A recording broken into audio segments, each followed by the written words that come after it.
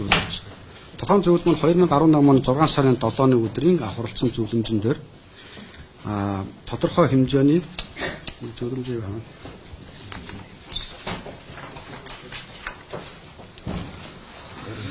тухайн зөвлөмжийн 2 дахь заалтан дээр уулархай хүнд үйлдвэрийн яам сангийн яамд 2018 оны 5-6 дугаар сарын Оросын холбооны улсын Роснефть компаниас нийлж шатахууны хил үнийг нэмэгснийг харгалзан онцгой албан татврын тухай хуулийн 6 дугаар зүйлийн 6-гийн 7 заасны дагуу автобензин дизелийн түвшний онцгой албан татврын хувь хэмжээг шинжилэн тогтоох тогтоодын төслийг боловсруулах засгийн газар танилцуулах гэж явж байгаа. За үүний дагуу манай холбогд уулархай хүнд үйлдвэрийн яамнаас дизелийн түвшний онцгой албан татвар дээр зохицуулт хийх мөн бас 95-98 автобензиний онцгой албан татвар дээр зохицуулт хийхээр саналыг бол одоо сангийн яамд хөрвүүлж 2 удаа засгийн газрын хуралдаанд бол одоо саналаа тавьж ажиллаж ирсэн байгаа. За. Дараагийн асуулт. Үнийн саналаа бараг 2 сарын гаруй өмнө өнөөдөр энэ хугацаанд үнийн зөвлөлд авах хуралдаагүй гэдэг ийм мэдээлэл байна л да. Яагаад хуралдаагүй бол сангийн яамдаас уулархай яамд санал хүрүүлсэн гэсэн л да. Ямар учир агуулгатай санал хүрүүлсэн бэ? Дөрөв үндэслэлтэй санал хүрүүлсэн гэсэн л да. За сая бол хэллээ 2018 оны 6 сарын 7-ны өдөр бол үнийн зөвлөл маань хуралдсан. Одоогоос үндсэндээ 4 сар орчим гэсэн үг. Аж ахуйн нэгжид бол үндсэндээ нэг 20 хоногийн өмнөөс манайх бол тодорхой хэмжээний бол одоо албан бичгийг болон холбогдох яам дотор бол хөрвүүлж ирж байгаа. Ер нь бол нэг зүйл байгаа. Манай холбогдох яам бол хамгийн гол бидний зүйл бол шатахууны хангамж нөөц одоо ялангуяа хаврын ургац тариалтай хураалтын үе босон тоолбогдуулаад нөөц мөн бас чанарын асуудал болон манай яам бол хариуцж байгаа. Үнийн зөвлөлд бол тодорхой хэмжээний үнийг тогтоодог, үнийг шийдвэрлэх, үнийг асуудлыг дүн тавьдаг зүйл бол байхгүй. Зөвлөмж гардаг, зөвлөмжийн дагуу саналыг босруулж холбогдох харьяа газрууд руу болон засгийн газар руу саналаа оруулдаг. Ийм чиглэлээр бол ажиллаа явуулдаг. Түрэн бол тодорхой байсан тийм ээ. Ерөнхий бол онцгой албан татвар болон энэ асуудал дээр одоо саналаа тодорхой хэмжээний бууруулалтыг хийя гэсэн саналаа бол хүргэсэн байна. Цаашдаа тэр ер нь яг ямар арга хэмжээ авах юм бэ? Тийм нэг зүйлээ бол тогтоох хэрэггүй гэдэг нь бол энэ бас нэг зүйлчсэн гэдэг нь байна. Басны журмаар ингэж үндэ явах юм бол ямар арга хэмжээ авах юм бэ? За цааш давч хэрэгжүүлэх арга хэмжээнд дээр за нэгд бол энэ та бүхэн мэдж байгаа. Ер нь бол манай Монгол улс маань бол өөрөө 100% импортоор гаднаас одоо бүтээгдэхүүн бол авч байгаа. Түрэн бол тайлбарлаж ирсэн үндсэндээ 3 хүчин зүйлээс бол бас бүтээгдэхүүн бол шалтгаалж байгаа. Гэхдээ өнөөдөр холбоотой биднэрт бол ойрын хэмжээний одоо цааш тэр газрын төсөнд боловсруулах үйлдвэрийг барихад болон ажилтны хувьцаанд төгтөл ойрын хэмжээний авч ирж харах хэмжээнд бол төлөвлөж байгаа зүйлүүд бол байгаа.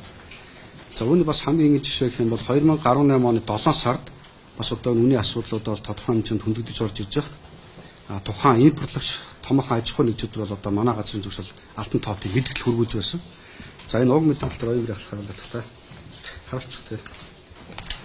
За уг мэдээлэл дээр бол гадаад зах зээлийн үн бол $10 хаш үнийн өсөлтөөр одоо өсөж байгаа болвол мөн гадаад зах зээлийн үнд буухад тухайн бүтээгдэхүүн үнийг буулгаж байхыг бол одоо албан ёсоор манайх мэдээлэл хөрвүүлсэн байгаа. За үүнтэй холбоотойгоор бас аж ахуйн нэгжүүд бол манайх руу бас албан тоотор хариугаа хөрвүүлж байсан.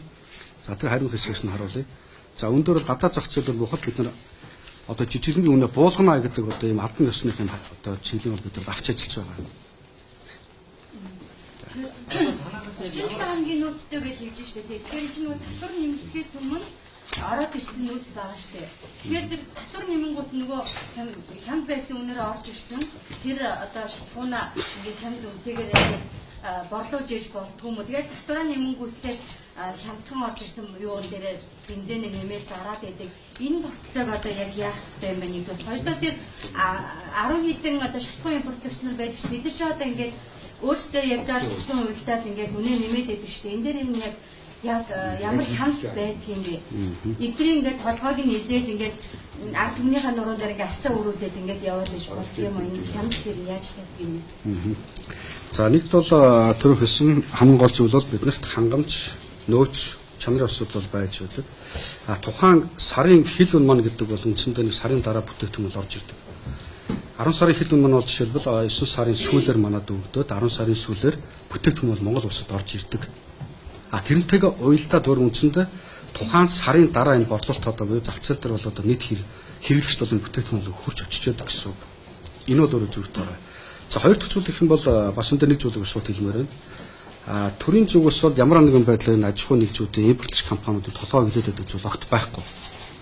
Бид бол холбогдох хууль дүрм журмын дагуу буюу газрын төсний бүтээгдэхүүн тухай хууль, газрын төсний тухай хууль, амун холбогдох журмын хуулийн дагуу бид нар ажилладаг. Энэ ажиллаж байгаа хүрээнд бол бид нар тодорхой хэмжээний үнийн өсөлтийг тогтвортой байлгах. Шууд одоо энэ гадаа зах зээл болон ам долларын ханшаас шалтгаалж байгаа хүчин зүйлсийг бид нар аль болох одоо бууруулах хэмжээний бол зохицуулт бол хийж ажиллаж байдаг. Гадаа зах зээлийн үнийн өсөлтөд орж ирдэг аж ахуй нэгжүүд татаа авалтаа багасхад хомсдол үүснэ. Хомсдол гэдэг бол хамгийн хүнд зүйл. Гол ялгаал энэ дээр байгаа.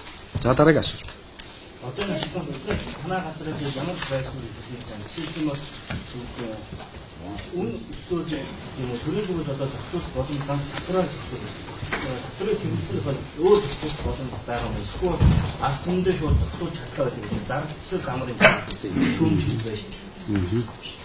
За ерөнхийдөө бол эхнээжинд бол энэ гадаа зах зээлээс хамааралтай гэдэг бол одоо та бүхэнд бол бас тодорхой хэмжээнд танилцуулах гэж байна. За хоёр дахь зүйл гэх юм бол төр өөрөө бас ямар зохицуултын арга хэмжээг авч ажиллаж байгаа.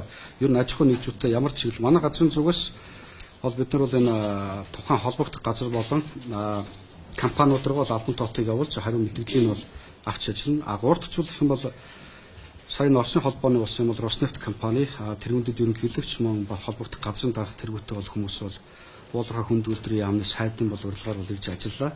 За энэ ажлын хүрээнд бол тодорхой хэмжээний хоёр талаас нь нийсэн ажлын хэсгийг бол үндсэндээ хамтран байгуулад цааш тэр авч хэрэгжүүлэх арга хэмжээ мөн бас энэ манай Монгол улсын энэ газрын төсний боловсруулах үйлдвэрийн үйл ажиллагаатай мөн очиж танилцсан.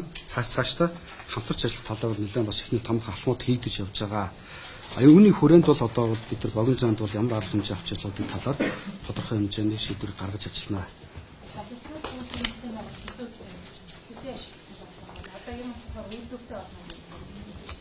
За боловсруулах үйлдвэр бол үндсэнд 1.5-аас 2 сая орчим тонны хүчин чадал бүхий боловсруулах үйлдвэр маань Дорногов аймгийн Алтан ширээ суманд бол одоо баригдаад үйл ажиллагаа эхэлсэн байгаа. Энэ жил бол тухайн үйлдвэрийн маань дэд үтсийн ажил бол эхэлсэн.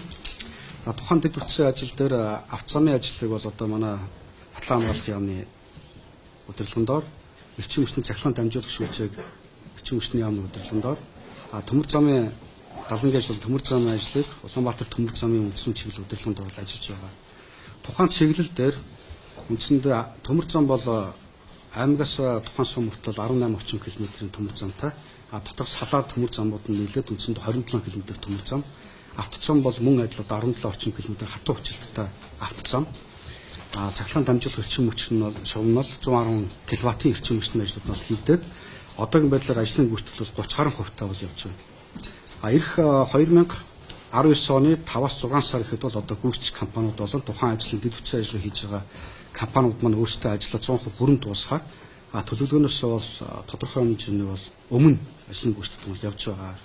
За үйлдвэрийн барилгын ажилд маань бол энэ энтгийн хөнгөлөлтөө зээлийн тусламжаар одоо тухайн үйлдвэрийн ажилд маань гүйцэтгэгдэнэ. Энэ наривчлан төзөө бол энэ оны 11 сард багтаагаад батлагдана. Үүний дагуу 2019 оны 3 дугаар улирлаас үйлдвэрийн барилгын ажил эхэлж 2022 оны төгсгөл буюу 2023 он гэхэд үйлдвэрийн барилга байгууламж ашиглалтанд оруулахаар энэ төлөвлөгөөтэй бол ажиллаж байна.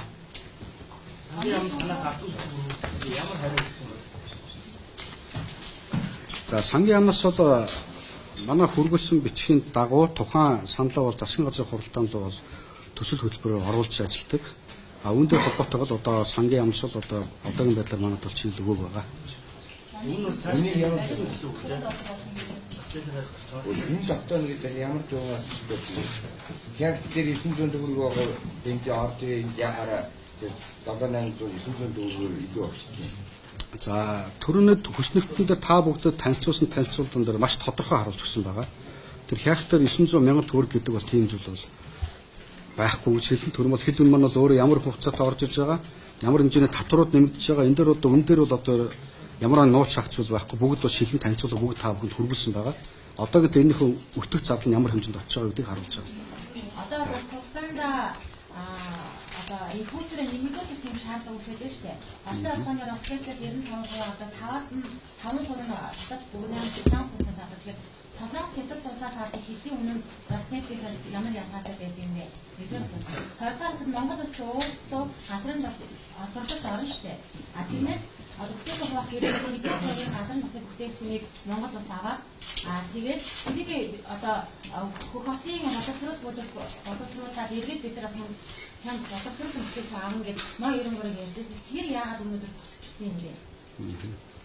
За нэгд бол бас бид нар зөвхөн Оросын холбооноос их хэмжээгээр биш тодорхой хэмжээний бүгд найрамд хятад ард улсын зарим одоо хэлийн бомб гарцуудаар бүтээгдэхүүний импортыг нэмэгдүүлэх судалгааны ажлуудыг бол хийгдэж байгаа. Энэ бол нэлээд эрчимтэй явж байгаа. Үүний дагуу ч бас хэмжээний харьяалах яам болон засгийн газар бол одоо саналуудаа оруулахаар бэлдэж байгаа. За хоёр дахь чухал их юм бол түүхий тосны талаар ярихад Монгол улс үндсэндээ 330 гаруй сая тонн геологийн хайгуул нөөцтэй түүхий тосны.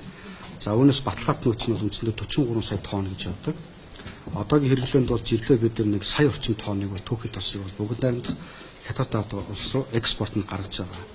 Тухайн экспортод гаргаж байгаа бүтээгдэхүүнээсээ бид нар 2018 онд улсын төсөвт 223 тэрбум төгрөг төлөвлөхөөр ажиллаж байна. За энэ үйлдвэртэй холбоотой хэлэхэд бол тухайн одоо бүтээгдэхүүн гэрээнд дээрх заалт болон хуулийн дээрх заалтууд бол байж байгаа. Хэрэв Монгол улс босруулах үйлдвэртэй болсон тохиолдолд тухайн зах зээлийн ханшаар бол одоо энэ төрөнд манай босруулах үйлдвэрт нийлүүлнэ гэсэн бол заалтууд бол явж байгаа.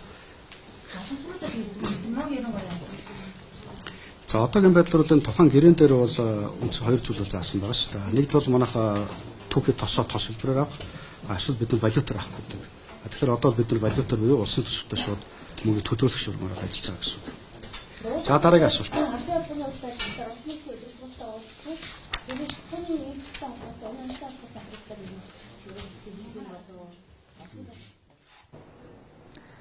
Их Вашингтон мал газрын төсний газраас шатхууны үн ханшийн өсөлттэй холбоотой зарим тайлбаруудыг хийлээ. Та бүхэн төлөм мэрэгчлээс шууд дамжуулан хүргэлээ. Тэгвэл олон улсын таврын зах зээлд газрын төсний үн ханшийн эрхэнд тогтож байгаа хамгийн сүүлийн мэдээллийг та бүхэнд хүргэе. За Америк нэгдсэн улс бол Азийн орнуудын түүхий газрын төсний агуулга дахь нөөц сүүлийн 3-7 хоног дараалан өссөн байна.